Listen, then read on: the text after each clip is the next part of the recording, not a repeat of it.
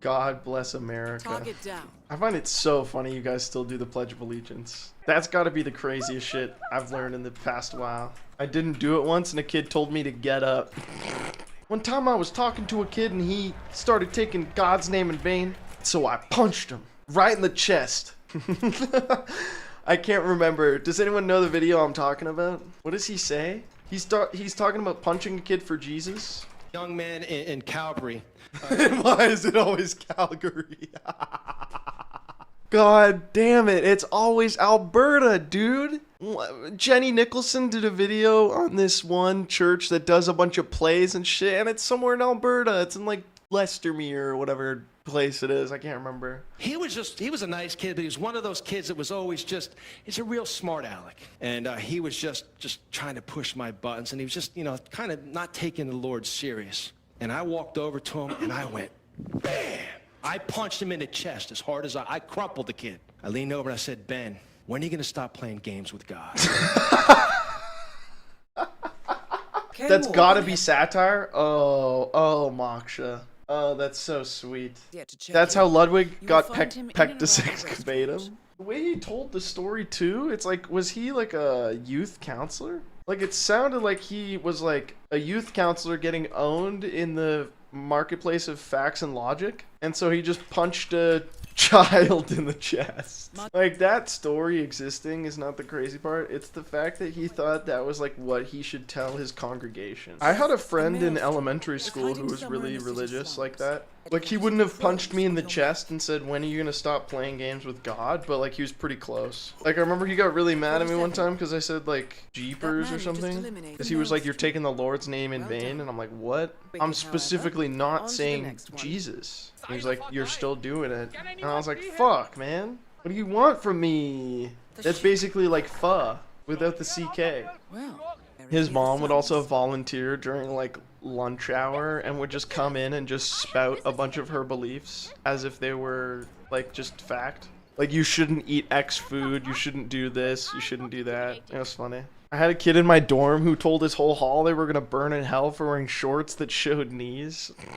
To be fair, if this was during the early 2000s, everybody said that. Well, they didn't tell you you were gonna burn in hell, they called you a homophobic epithet, but the sentiment was the same. Short shorts on men were not in vogue at the time. God would have been chill with Adam and Eve being naked forever. I doubt he has that many hang-ups about short shorts. Yeah, he's like, listen, I know you volunteered like your whole life, put a bunch of money into the tithing box, but at the same time, I did see those 5-inch seams.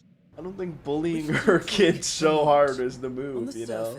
That's the thing, it's not the kid's fault. They're the one who needs help, because they're getting fucking blasted with all this rhetoric at home.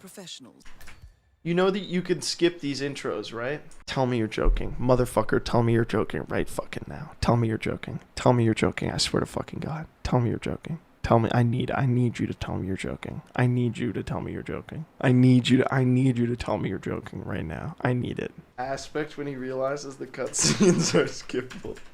I'm gonna lose my fucking mind. They still haven't told me they're joking, man. You scared them. There's a polar bear at the Calgary Zoo, I'm pretty sure. And I don't know, yeah, it's like, on one hand, zoos can play an important role in conservation and education, but at the same time, they can feel really exploitative. Yeah, polar bears they're really cute, but they're just so unbelievably large that they're terrifying. Like, grizzly bears are big, but polar bears are bigger, I think. Are there any polar bears in Canada? Lots, yeah. There's actually like a big polar bear crossing, like, in Churchill, Ontario, I think it's called. I think it's hard to complain about zoos if you support the meat industry. Oh, what a good...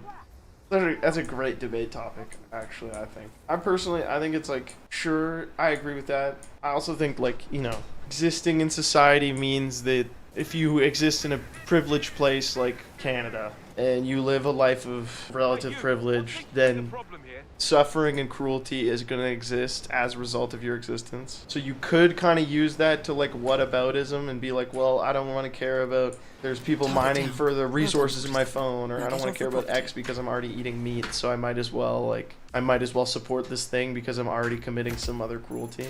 I like kind of agree with your position overall. I'm trying to like dig into dig into the whys. You know what I mean? You see your neighbors abusing their dogs, and you're like, oh, I'm not going to call it in because I already contribute to so much animal suffering anyways. I have no moral ground to stand on and can't oppose this thing, which is like, I'm not trying to call, I think Grizzly had it perfectly normal. Like, this is a thought I have sometimes too. This is like a human rationalization where you're like, I'm already contributing to so much whatever. Why am I going to recycle this one juice box? If I'm contributing to global warming by commuting 2 hours by car or something like that. You have to piece life out separately, because otherwise you could always like, what about this other thing? It's hard to try and piece apart this human rationalization, because I think that if you eat meat that's factory farmed, you can still think zoos are cruel. You know what I mean? It's like, I get what you're saying.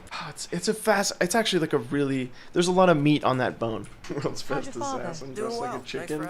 A chicken? How dare you? I'm a flamingo. I'm not dressed like a chicken. Do you think a chicken and flamingo would have beef if you put them in the same pond, or would they be cool? Wait, I don't think chickens are floating birds, now that I think about it. I feel like flamingos would be territorial assholes, but that's just because of the way they look. They're probably not. I just realized I don't really know how big a flamingo is. Like, in my head, I have an idea, but like penguins are a lot smaller in real life, apparently, than they are presented on camera.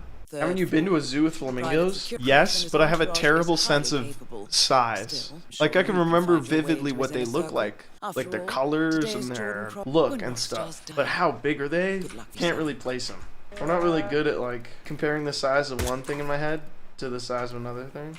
Plus, it has been like years. Emperor penguins are pretty big. Yeah, but like pretty big for an emperor penguin is probably like 2.5 feet tall. Like, I could probably put an emperor penguin through a set of goalposts. You know what I'm saying? Like, it's big for a bird, but like, it's no ostrich. They can be 4 feet tall? Okay, that's kind of impressive. 4 feet tall? That's pretty crazy. 2.5? I would be like, okay, but 4?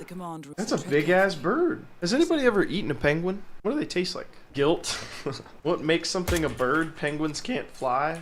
Okay, Diogenes. Guys, I was doing some free throws earlier today, and I was thinking, like, why don't coaches in the NBA just draft players who can make free throws? Like, I don't get it. Like, it's literally like when your job. You was solid in practice, but something would go very wrong in games. Well, I don't know if you guys have ever shot a ball in practice, but for me, I can really think about the timing of my, like, legs straightening out when I'm taking the shot. When I'm contested, or if there's even another player on the court, or I try and speed it up a little bit, the timing's all off. So, I don't know, when you got a bunch of people hacking you up because they know you can't shoot free throws, I think that would get to me too a little bit. I keep thinking about how that one coach tried to get Shaq to read Aristotle and his philosophy on how, like, goodness is not an act but a habit. And then Shaq just started calling himself Big Aristotle and had the worst free throw season of his career.